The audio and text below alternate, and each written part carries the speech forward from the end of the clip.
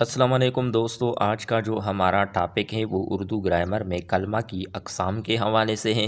کلمہ کی 3 اقسام ہیں، جس میں نمبر 1 اسم، فعل، حرفوں۔ سب سے پہلے اسم کیا ہے دوستو؟ وہ کلمہ جو کسی شخص، جگہ یا چیز کا نام ہو، اسم کہلاتا ہے۔ مثالیں: اسلام آباد پاکستان کا دارالحکومت ہے، تو اس میں اسلام آباد جو ہے یہ اسم ہے۔ دوسرے فقرے میں قائد اعظم رحمۃ اللہ علیہ کا مزار کراچی میں واقع ہے، تو قائد اعظم اسم ہے۔ شاہد نے بازار سے چاقو خریدا، شاہد اسم ہے۔ طاہرہ قرآن پاک کی تلاوت کر رہی ہے، طاہرہ اسم ہے۔ ان مثالوں میں اسلام آباد پاکستان، دارالحکومت، قائد اعظم، مزار کراچی، شاہد، بازار، چاقو، طاہرہ قرآن پاک اسم کہلاتے۔ دوسری نمبر پر ہے اسم کی یعنی کلمہ کی دوسری قسم جو ہے وہ فعل ہے۔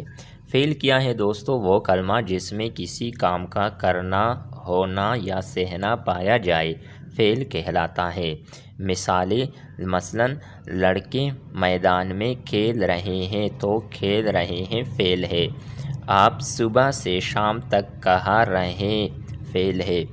محنت سے جی نہ چراؤ یعنی فعل ہے۔ کسی کو برا بھلا مت کہو۔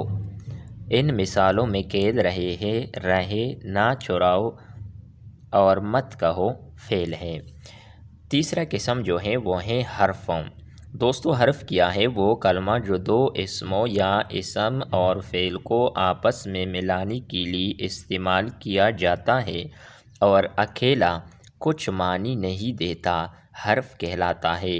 مثلاً کا، کی، کے، نے، سے، میں، کو، پر، تک، تلک، لیے، واسطے، لیکن، کہ وغیرہ حرف کی مثالیں ہیں۔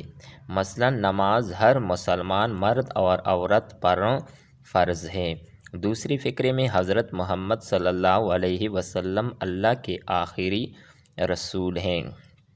تیسری مثال میں اپنی گھرا سے کچھ نہ مجھے آپ دیجیے یعنی سے۔ چوتھی مثال میں اخبار میں تو نام میرا چھاپ دیجیے میں۔ وہ فقیروں کی مدد کرتا ہے کی۔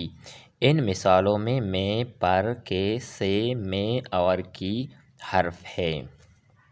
دوستو امید کرتے ہیں کہ آپ کو یہ ویڈیو پسند آئی ہوگی، جو آج تھی ایک کلمہ کی 3 اقسام کے حوالے سے، جس میں اسم، فعل، حرف شامل تھے۔